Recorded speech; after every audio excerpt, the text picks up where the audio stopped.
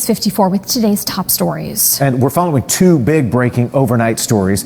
The first here. One final look at our forecast today. Starting off this morning, mostly clear. Then a few pop-up showers are possible around 10, 11, 12 o'clock along our I-95 corridor. And then we track scattered rain and thunderstorms for our inland spots this afternoon and evening, with highs feeling like the upper 90s and triple digits. Lower rain chances starting next week. Megan. A final check of traffic this morning. Kellianne, our chopper has arrived to that crash along State Road 436 in Altamont Springs. The tow truck is just now leaving this morning, so those lanes are probably going to reopen in the next couple minutes here right at the I-4 interchange. So not really going to be an issue much longer. There's a crash zone on Arcusey Road right at Selton Way. Delays there northbound if you're heading out the door in the St. Cloud area this morning.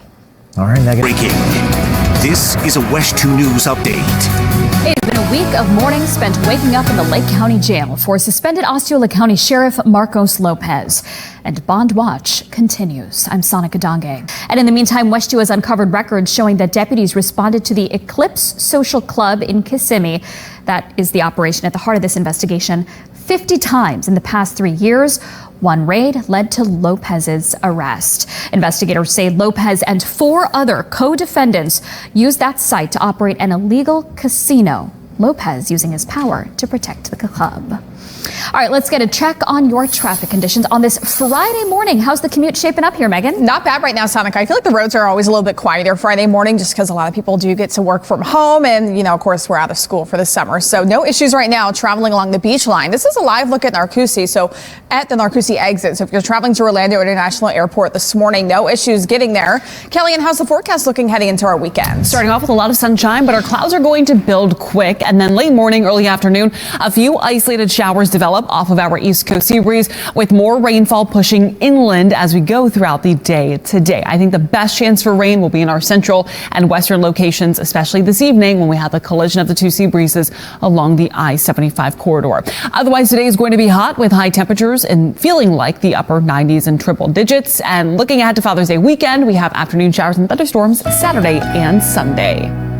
With some activities outside and so many other events happening in Central Florida, plus our beaches. Everybody wants to get in the pool when it's hot. Our theme parks. Busy. Kellyanne, we know there's rain in the outlook. We're kind of in that summer pattern. Help us navigate that, please. So usually in the afternoon and evening, we always say that there are showers and thunderstorms. However, because we have a dominant east coast sea breeze today, a few showers will pop up along our east coast late morning, early afternoon. But for our inland locations, we don't have to worry about any sort of rainfall. And in fact, at least for the morning hours, we won't see any of that rain developing until the late afternoon and early evening hours. Right now, though, things are nice and quiet across Central Florida. First warning radar tracking some showers, a couple of thunderstorms in our Gulf locations and the Atlantic, but no rain here yet. So what does this mean for your Father's Day forecast? Well, at least for Father's Day, afternoon showers and thunderstorms. In the next 3 days, we're going to have that, but don't worry.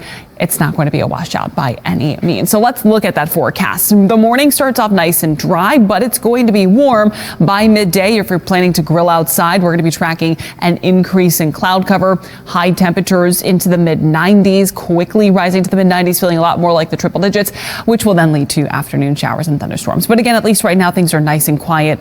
Again, not tracking anything at the moment on first warning radar. A couple of pop-up showers this late morning, early afternoon along our coastline, and then we quickly increase that rainfall up to about a 50% coverage. Now, this morning, I'm going to be watching that radar closely because at 11:21, we have a Falcon 9 Starlink launch. And right now, the beginning of that launch window, there's an 85% favorable weather conditions. But as that sea breeze develops some cloud cover and some rainfall, that chance of favorable weather will go down to about 60%. So the later it gets pushed off, the better chance that maybe this might get scrubbed because of some showers in the area. But it should pop up just west of the Cape, at least for today. We'll start off with some of that rainfall late morning, early afternoon, right along I-95. And then that sea breeze pushes those showers and thunderstorms inland. So by 4:30, 5 o'clock, scattered rainfall. And then 7, 8 o'clock tonight, we have the collision of the two sea breezes leading to scattered thunderstorms along I-75. And that continues through the early morning hours. We're talking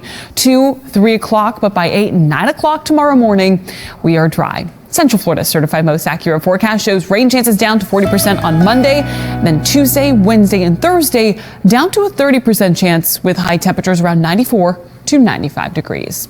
It is 7:50. Let's get over to first warning traffic expert Meaghan Mackey. Kellianne, heading out the door, there is this new crash I'm monitoring along the turnpike. It's going to impact your drive if you're traveling southbound along the turnpike right after that State Road 408 interchange. You can see here the two right lanes are blocked off ahead just before I-4. This is traveling south towards Apopka Vineland Road in the Windermere area. So a busy stretch of the turnpike here, and it is actually reported as a vehicle fire. We don't have a great camera in that area, but you can see the big backups traveling out the door right now. I-4, this is a live look from our tower camera at WESH 2, looking up towards Maitland Boulevard. No issues here this morning, but those travel times along the turnpike are impacted by that vehicle fire. Southbound from US 27 to I-4, those delays are at 49 minutes and growing. Okay, as well, and right now we are closely monitoring the turnpike as we bring in first warning traffic expert Meaghan Mackey. Those are some big slowdowns, Meaghan. Yeah, Jason, this is in Windermere, southbound along the turnpike, approaching Apopka Vineland Road. There's a vehicle fire here reported just ahead. So backups here. Unfortunately, there is not a good detour. So southbound traffic along the turnpike should expect those delays. Kellianne, though, at least from that camera view, looking like the roads along the turnpike there are nice and dry. Yes, very dry for now, but our rain is going to increase throughout the day today. Now, I think late morning, early afternoon, we could have a couple of pop-up showers along our east coast sea breeze, so I-95, and then that sea breeze moves inland, which will bring in scattered rain and scattered thunderstorms for our central and eastern spots this afternoon and this evening. So if you're heading out to the theme parks today, just have that rain gear handy. We could track a couple of showers and also stay hydrated. Temperatures today, even though they reach the low 90s, it's going to feel a lot more like the upper 90s and triple digits. Father's Day weekend, we track showers and thunderstorms Saturday and Sunday in the afternoon and evening.